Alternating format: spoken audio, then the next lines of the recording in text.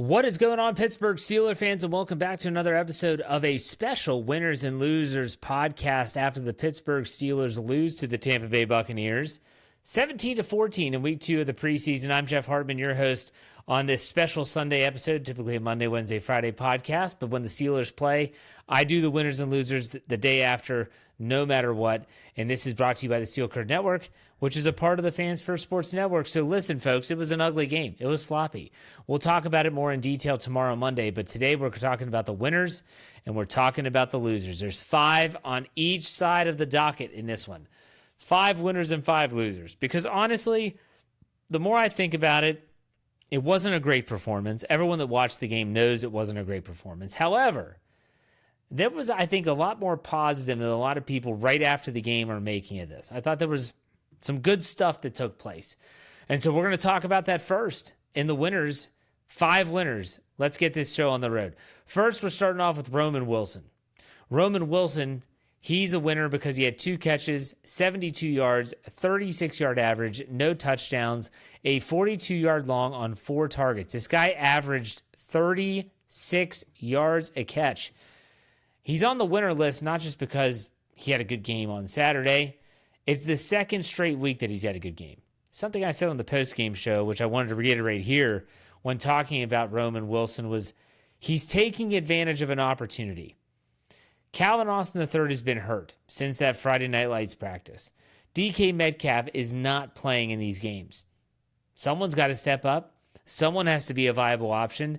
And now all of a sudden, Roman Wilson is becoming a very serious option for the Steelers in the passing game. Mike Tomlin, very guarded in terms of the optimism he's heaping on Roman Wilson after the game.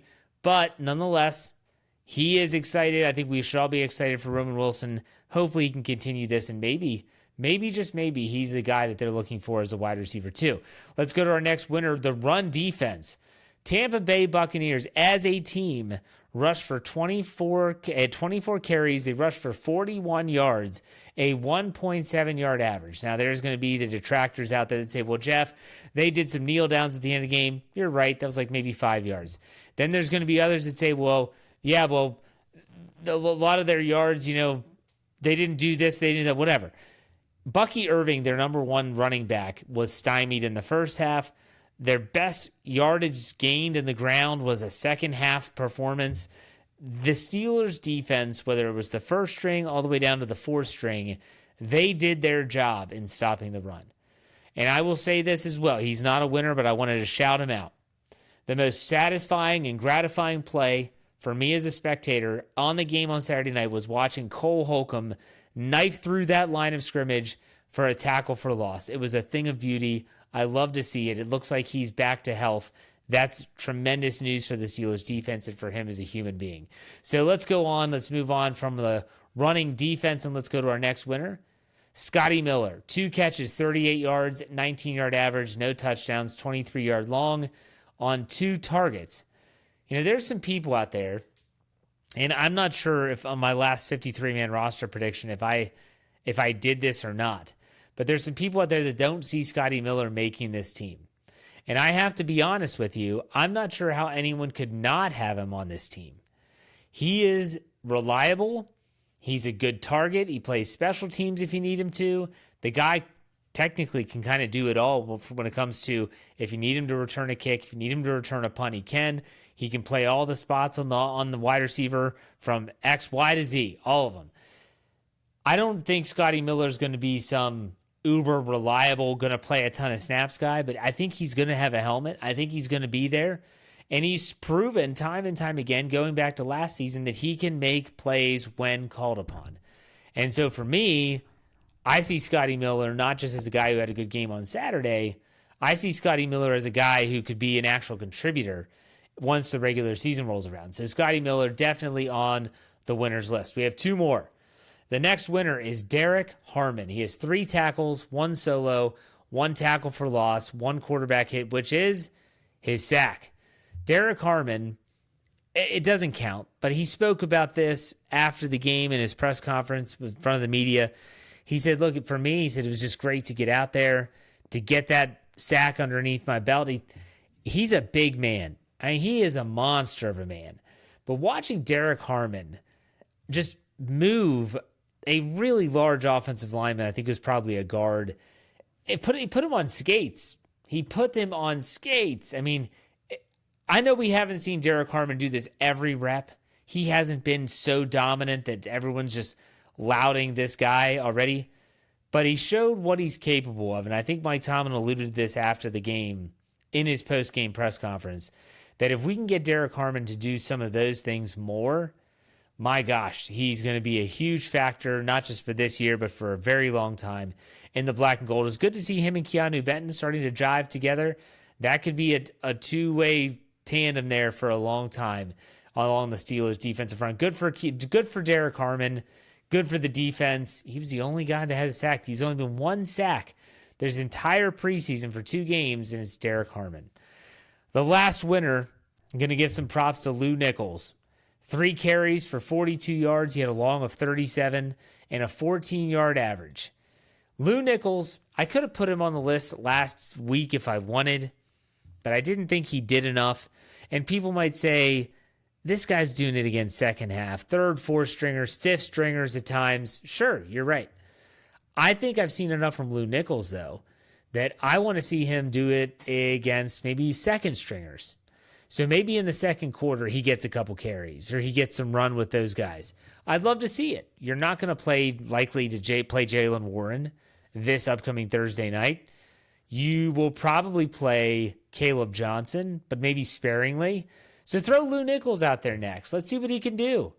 I think he's a great change of pace back, and we talked about Lew Nichols a good bit on the post-game show and how he's a great candidate to be on the practice squad, especially since they changed the rules where a practice squad player can just be called up whenever necessary. That's something that has changed. It's a good change for the NFL. I'd like to see more of Lew Nichols. He's a winner. Had a great performance. He runs hard, downhill runner. Let's see what he can do against some better competition. I don't know if we'll see that or not. But so there you have the 5 winners to run them down quickly. Roman Wilson, the run defense, Scotty Miller, Derek Hartman, and Lew Nichols. Now, if you're listening to this on the audio side, we're going to take a quick break, have a word from our sponsors. When we come back, we'll talk about the 5 losers. We'll be right back. All right, we are back talking about the losers now of the 5-5 that we had after the 17-14 loss to the Tampa Bay Buccaneers. Steelers fall to 1-1 in the preseason. I don't know about you. I've always been a superstitious guy. There was always that. I just always will remember there was that one stat that said that a team that went undefeated in the preseason has never done X, Y, or Z in the playoffs or Super Bowl. I don't even think that still holds true, but there's something that I always think back to and think, I don't like that. They just lose a game. Let's get it out of the system. Let's get it out of the way. We don't have to worry about it. I'm fine with the loss. But let's talk about the 5 losers, though, individually or team collectively. I think you had to start out with the turnovers. And the Steelers had 3 turnovers, and they were pretty bad. One of which, I'm not going to give Skylar Thompson a bunch of blame because the pass that he threw, I'm not sure if it was Keyshawn Williams or if it was someone else, but it hits off their hands and it gets intercepted. Can't really blame the quarterback on that. Mason Rudolph you can blame. And then the last quarterback for the Steelers, who his name completely escapes me at this point, that was a horrible interception. You just can't turn the ball over. And that's something the Steelers didn't do in week 1. They didn't turn it over. And it just seems like a lot of these facets of the game that just flipped. You know, you had week 1, they did great, clean, good job. Not having a lot of pre-snap penalties. Week 2 is it's polar opposite. The turnovers were killers, and that's why it's the first loser on the list. The second, and I'm trying to keep the preseason in the back of my mind here, 3rd down offense, but the stat line was simple. In the first half, because I'm not going to gauge a ton in the second half, but in the first half of the contest, they were 0 for 5 on 3rd downs. Think about that. The Steelers finished 2 for 12 on 3rd downs. So, again, if I would have thrown just 2 for 12 out there, that's bad enough. Trust me, I get it. But they were, in the first half when you had Mason Rudolph, Skylar Thompson, they were 0 for 5 in the first half. That's awful. That is awful. And it's a preseason. I understand that. But there were some penalties on 3rd downs. There were just bad decision-making, bad plays, poor execution. Man, 3rd down offense, deserves to be on the loser list.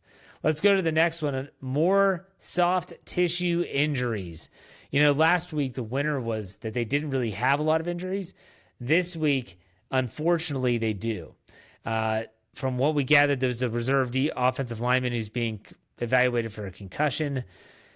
Christian Kuntz, the long snapper, I don't know if y'all saw the play where he got hurt. So he's on punt coverage, running down. He's getting blocked kind of from the side, maybe from the back.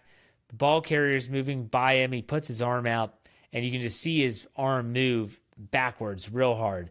And anyone that has any type of medical or anatomy background knows that the pec muscle, which attaches into your shoulder, does not bend or not give all that way. And he came up, was holding his chest, and I was like, shoot, that looks just like TJ Watt. We've seen it with other players before as well.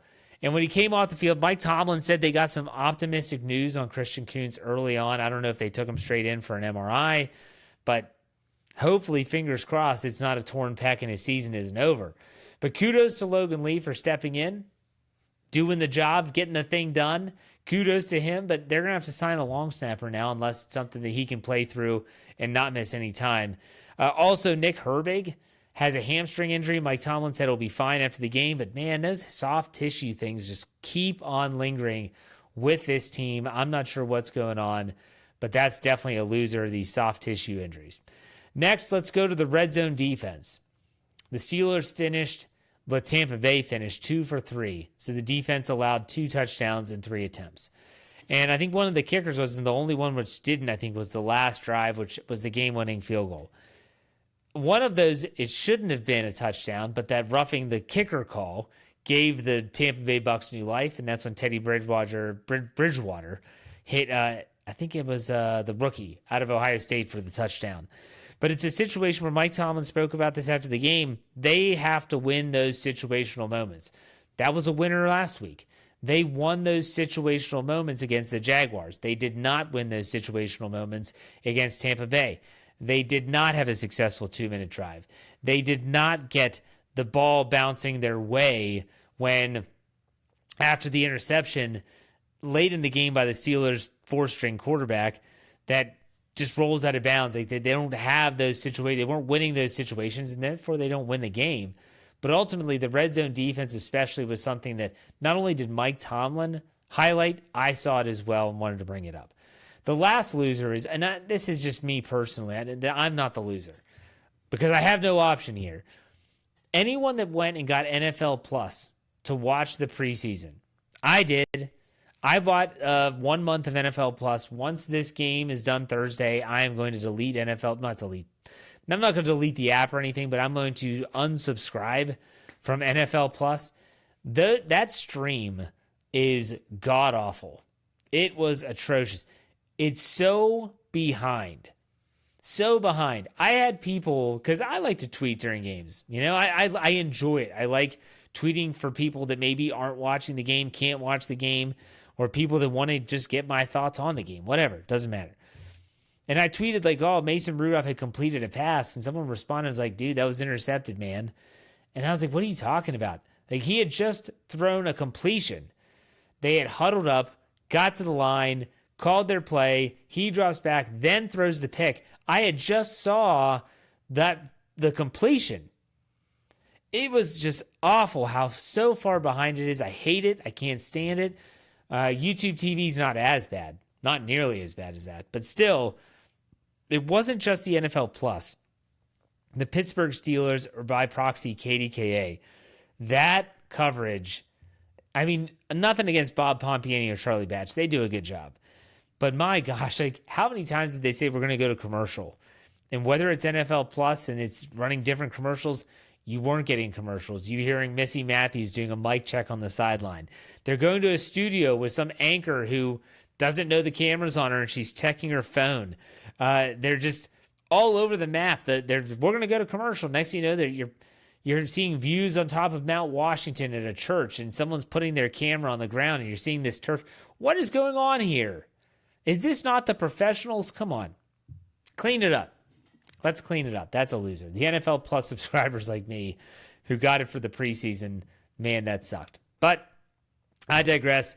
The Steelers will move on. Thursday night, they play the Carolina Panthers, 7 p.m.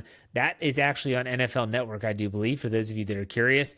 Make sure you check out all of our podcasts. I'll be back tomorrow with a full recap of this game, thoughts on this game, what we learned from this game on the Let's Ride podcast on Monday. We're going to have everything for you at steelcurtainnetwork.com. Give that website a check if you haven't yet.